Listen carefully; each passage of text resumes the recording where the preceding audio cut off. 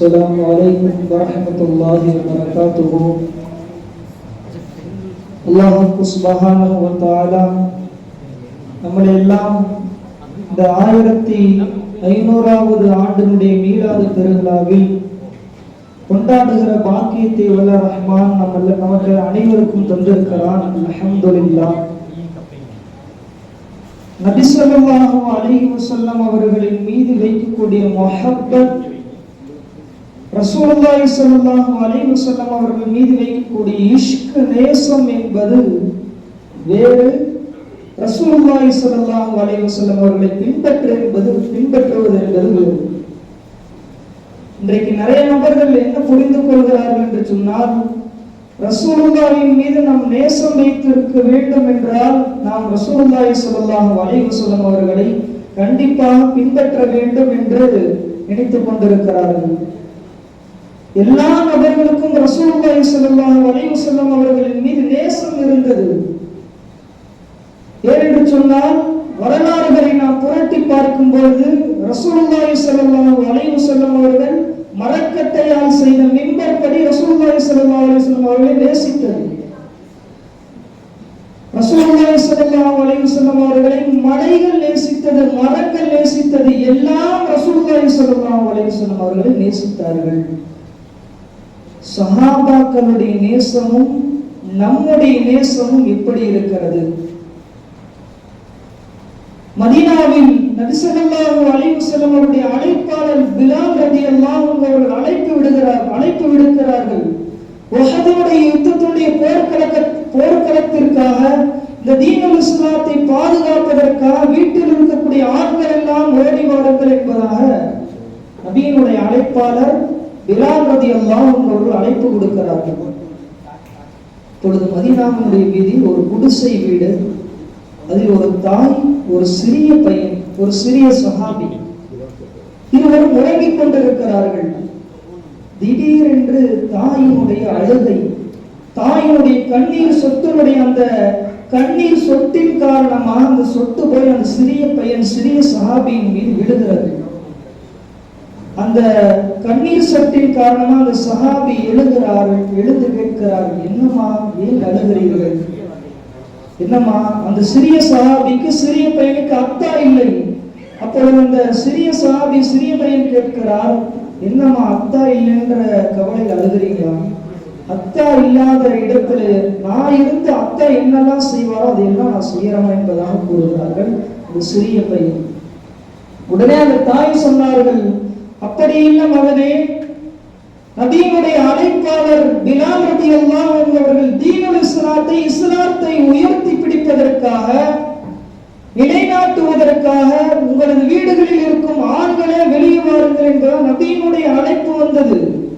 ஆனால் அந்த அழைப்புக்கு பதில் தர முடியாத பாதக பெண்ணாக நான் ஆகிவிட்டேனே என்ற அந்த பெண்ணுடைய அழுகை, கவலைகள் இருந்தது என்பதாக அந்த தாய் அந்த மகனிடம் கூறுகிறார். உடனே அந்த மகன், சிறிய பையன் கூறினார், நான் போருக்கு போறேன், நான் போய் கலந்து கொள்கிறேன் என்பதாக கூறினார்கள். அந்த தாய் சொன்னார், உன்னால வாடையும் குடிக்க முடியாது, குதிரையிலும் ஏற முடியாது, நீ போருக்கு போய் என்னமா செய்ய போற என்பதாக கேட்கிறார்கள். 1000 கவலைகள் இருந்தாலும் துக்கத்தை மறைக்கக்கூடியவர் தான் தாய். அந்த சிறிய சஹாபியிடம் கவலைகளை, துக்கங்களை மறைக்கிறார்கள். இருந்தாலும் அந்த சஹாபி, நான் போகிறேன், போருக்கு போகிறேன் என்று நபியிடம் என்னை அழைத்து செல்லுங்கள் என்பதாக கூறுகிறார்கள். அந்த சிறிய சஹாபி, சிறிய பையன் அந்த தாய் அழைத்து செல்கிறார்கள். நபியிடம் நிப்பாட்டுகிறார்கள். நபி ஸல்லல்லாஹு அலைஹி வஸல்லம் அவர்களிடம் என்ன செய்தி என்பதாக கேட்கிறார்கள். அவருடைய தாய் நடந்த விஷயத்தை அப்படியே கூறுகிறார்கள். நபி ஸல்லல்லாஹு அலைஹி வஸல்லம் கூறுகிறார்கள், போரில் கலந்து கொண்டால் என்ன நன்மை கிடைக்குமோ அந்த நன்மைக்காக நான் உனக்கு துவா செய்கிறேன், நீங்கள் போய்விட்டு வாருங்கள் என்பதாக கூறுகிறார்கள். உடனே அந்த சிறிய பையன் சஹாபி கூறினார், யா ரசூலுல்லாஹ், என்னுடைய தாய் விறகுகளை எரிக்கும் பொழுது பெரிய விறகுகளை எரிப்பதற்கு முன்னால் சிறிய விறகுகளை வைத்துதான் எரிப்பார்கள். அதில் நெருப்பு மூட்டிய பிறகுதான் பெரிய விறகை நெருப்பு மூட்டுவார்கள்.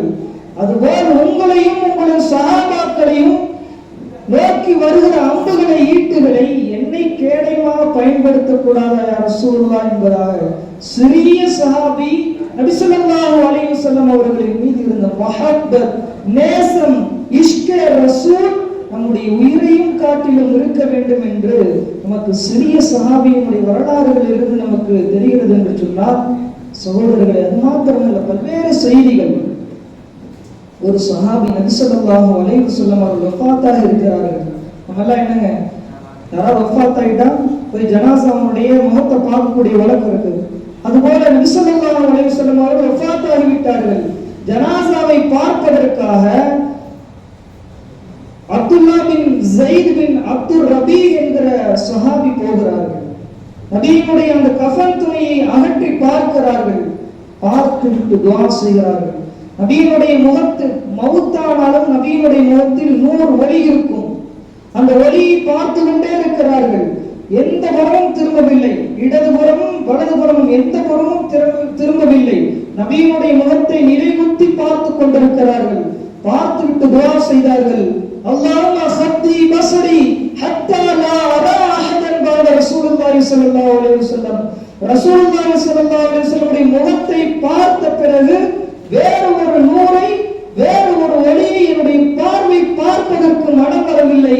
எனது பார்வை எடுத்து விடு யா அல்லாஹ் என்று துஆ செய்தார்கள். அவர்களுக்கு பார்வை அப்படியே பதிவானது என்பதாக வரலாறுகள், ஹதீசுகளில் பதியப்பட்டிருக்கிறது.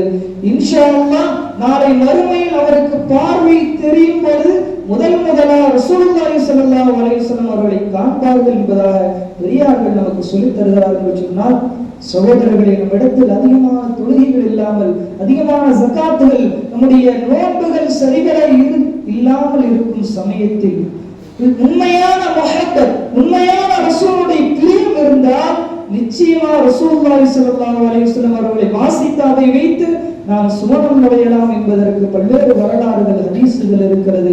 நம்முடைய இபாதத்துகளிலும் நாம் சரியாக இருக்க வேண்டும், ரசூலுடைய முஹப்பத்திலும் நாம் சரியாக இருக்க வேண்டும். எனவே வல்ல ரஹ்மான் ஜல்ல ஷானஹு தஆலா நம் அனைவருக்கும் இஷ்க முஹப்பத்தையும் ரசூலுல்லாஹி ஸல்லல்லாஹு அலைஹி வஸல்லம் அவர்களின் சுன்னத்தை பேணி நடக்கக்கூடிய நன்மக்களாக அல்லாஹ் ஜல்ல ஷானஹு தஆலா நம் அனைவரையும் ஆக்கி அருள் புரிவானாக.